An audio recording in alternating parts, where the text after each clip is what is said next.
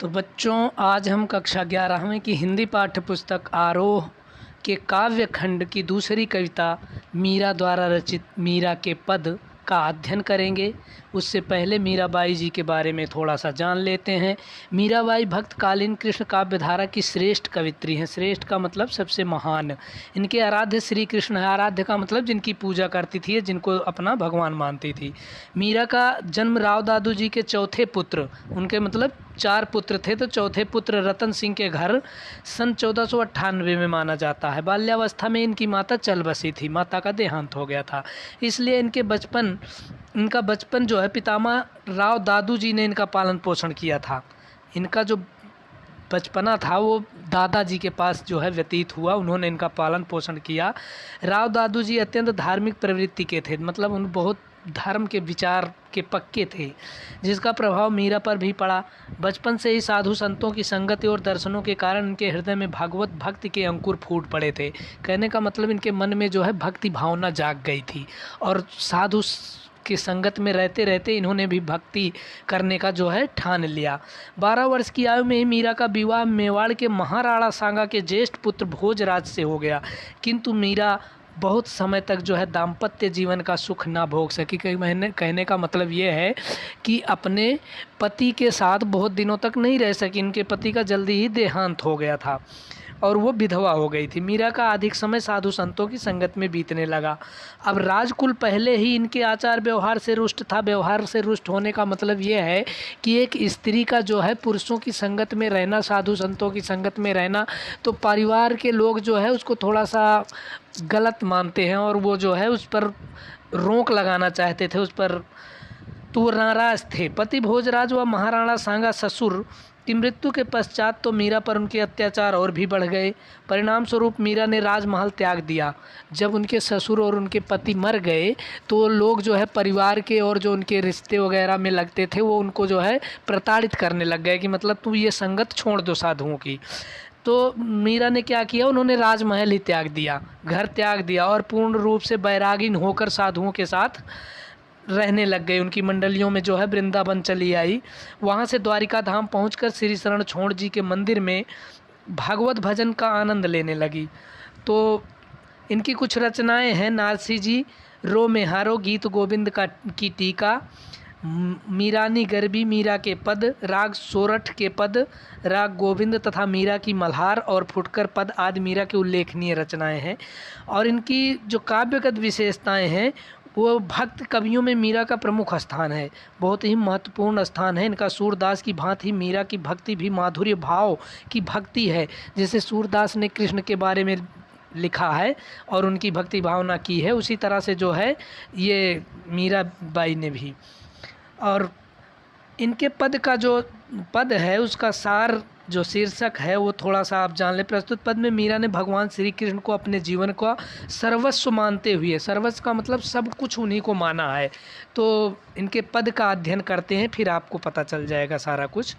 मेरे तो गिरधर गोपाल दूसरो न कोई, जाके सिर मोर मुकुट मेरो पति सोई, छाड़ दई कुल की कान कहा करी हैं कोई, संतन ढिग बैठ बैठ लोक लाज खोई, असुवन जल सींच सींच प्रेम बेली बोई, अब तो बेली फैल गई आनंद फल होई, दूध की मथनियाँ बड़े प्रेम से बिलोई, दधि मथ घृत काढ़ लियो डारी दियो छोई, भगत देखी राजी हुई जगत देखी रोई, दासी मीरा लाल गिरधर तारो अब मोही। गिरधर गिरिधर, गिरि पर्वत को धारण करने वाले मतलब श्री कृष्ण, गोपाल गौओं की रक्षा करने वाले, कुल की कानी, कुल की मर्यादा, कानी मर्यादा, कुल परिवार जो होता है उसकी मर्यादा, कहा क्या करी हैं करेगा, ढिग मतलब पास होता है, लोकलाज समाज की लज्जा, आंसुअन जल आंसुओं रूपी जल से, प्रेम बेली प्रेम रूपी बेल, आनंद आनंद, मथनिया मथानी जिससे मथते हैं बिलोते हैं, तो दधी दही काढ़ लियो निकाल लियो, दारी डई डाल दी फेंक दी, राजी प्रसन्न रोई, रोना निराश होना मोही मुझे। प्रस्तुत पद हिंदी की पाठ्य पुस्तक आरोह भाग 1 में संकलित एवं श्री कृष्ण भक्त मीरा के द्वारा रचित पदों में से लिया गया है। इसमें मीरा की श्री कृष्ण के प्रति अटूट भक्ति व्यक्ति हुई है। मीरा श्री कृष्ण को अपना सब कुछ मानती हैं। वह उनके प्रति इस प्रकार समर्पित हैं कि उसने भक्ति के मार्ग में बाधा डालने वाले अपने सगे संबंधियों को भी त्याग दिया। मेरे तो गिरधर गोपाल दूसरो ना कोई, जाके सिरमोर मुकुट मेरो पति सोई। मीरा अत्यंत निर्भीक और स्पष्ट रूप से कहती हैं कि श्री कृष्ण के बिना मेरा संसार में कोई नहीं है। वह श्री कृष्ण जिसने गिरि को धारण किया था, जिसने गिरि पर्वत को धारण किया था, मेरे तो गिरि पर्वत को धारण करने वाले, उनके अतिरिक्त इस जगत में मेरा दूसरा कोई नहीं है। इस संसार में मेरा और उनके अलावा दूसरा कोई नहीं है। मेरा पति तो केवल वही है जिसने मोर के पंखों से बना मुकुट सिर पर धारण किया हुआ है। जाके सिर मोर मुकुट मेरो पति सोई, मतलब मेरा पति वही है जो मोर के पंखों से बना मुकुट धारण किए हुए हैं। उसे छोड़कर मेरा अन्य माता पिता भाई बहन सगे संबंधी कोई नहीं है। छाड़ी दई कुल की कहानी कहा करी है कोई, छाड़ी दई कुल की कोई, मैंने सबको त्याग दिया है।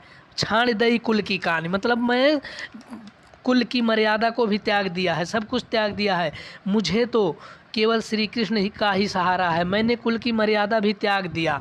अब भला मेरा कोई क्या बिगाड़ लेगा? क्या करी है कोई, मतलब क्या करी है कोई, संतन ढिगी बैठ बैठ लोक लाज खोई। मेरे तो रक्षक मतलब श्री कृष्ण भगवान हैं। मैं तो माया से विरक्त संतों के साथ बैठ बैठ कर अपनी लोक लज्जा भी खो दी है। मैंने तो अश्रु जल से सींच सींच कर प्रेम रूपी बेल बोई है। अश्रुन जल सींच सींच प्रेम बेल बोई, जो इस समय बहुत बढ़ चुकी है। मतलब अब तो बेल फैल गई, मतलब अब फैल गई है, बढ़ चुकी है। अब तो उस प्रेम बेल पर आनंद रूपी फल भी लगने लगे हैं। आनंद फल होई, आनंद फल लगने लगे, अर्थात मीरा को प्रभु श्री कृष्ण के प्रेम में आनंद की अनुभूति होने लगी है। मीरा पुनः कहती हैं, क्या कहती हैं कि मैंने मथानी डालकर दही को बड़े प्रेम से बिलोया है। दूध की मथनियाँ बड़े प्रेम से बिलोई, मैंने उसमें से मक्खन तो निकाल लिया। दधि मथ घृत काढ़ी, मतलब दही को मथ करके घृत काढ़ी, घी जो है जो मक्खन है उसको काढ़ लिया, निकाल लिया। डार दही छोई, बाकी जो छाछ थी जो अलग वो था उसको भगा दिया, उसको फेंक दिया। कहने का मतलब ये है कि मैंने खूब सोच विचार करने के बाद यह निष्कर्ष निकाला है कि ईश्वर की भक्ति इस संसार का सार तत्व है और शेष संसार या सांसारिकता छाछ के समान है, मतलब मक्के के समान है, उसका कोई अस्तित्व नहीं है।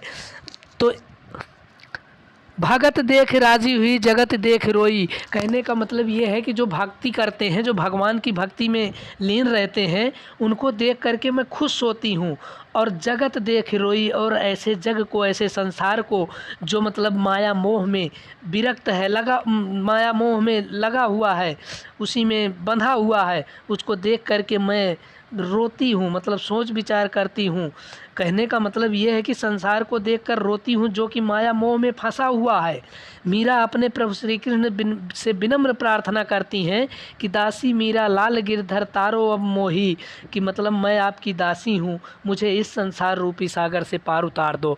मतलब जिसमें ये संसार रमा हुआ है, लगा हुआ है, उससे मुझे अलग कर दो।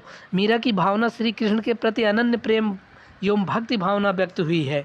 उन्होंने सामाजिक व पारिवारिक मर्यादाओं को अपनी प्रेम भक्ति में बाधक समझकर उनका विरोध किया है।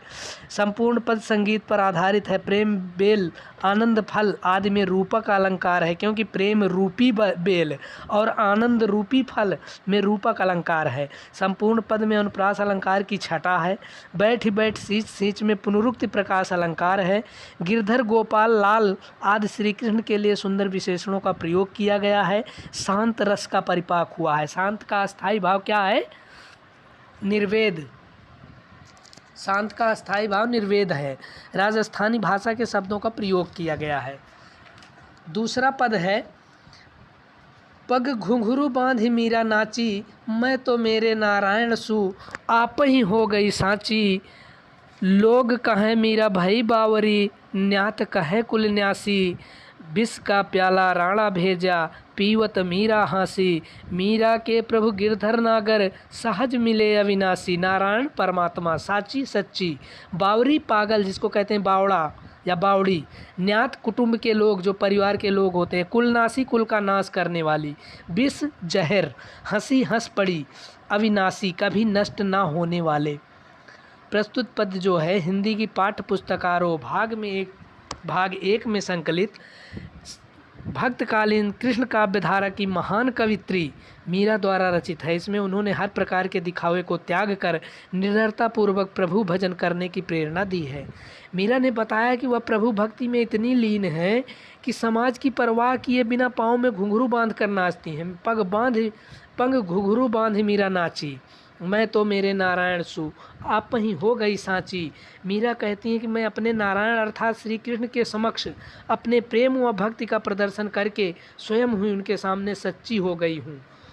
लोग कहें मीरा भाई बावरी, न्यात कहे कुलनाशी। मीरा ने अपने प्रेम की सच्चाई को अपने प्रभु के समक्ष नाच नाच कर व्यक्त किया है, तो लोगों ने मीरा को पागल अथवा बावली कहा है। लोग कहें मीरा भाई बावरी, न्यात कहे कुलनाशी। और समाज के, परिवार के लोग जो हैं वो क्या कहते हैं कि ये परिवार का नाश करने वाली है, मतलब मर्यादा पर कलंक है इस परिवार पर। उनके संबंधियों ने उसे कुल का नाश करने वाली स्त्री बताया है।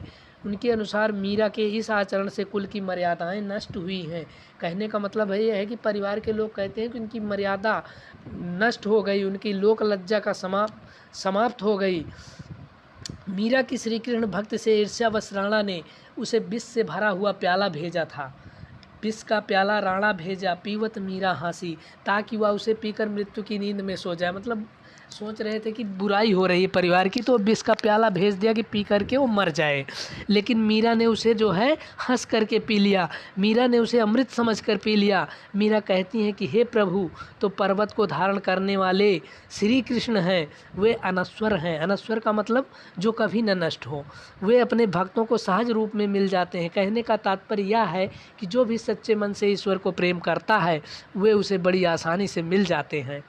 इस पद्यांश में मीरा का श्री कृष्ण के प्रति गहन प्रेम व्यक्त हुआ है। राजस्थानी भाषा के शब्दों का प्रयोग किया गया है। शांत रस का वर्णन है। शांत रस का अस्थायी भाव निर्वेद है।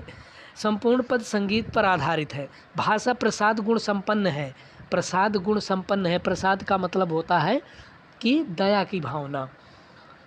तो बच्चों, आज के लिए बस इतना ही। आपके ये मीरा का पद काव्यखंड की दूसरी कविता जो थी वो यहीं समाप्त होती है।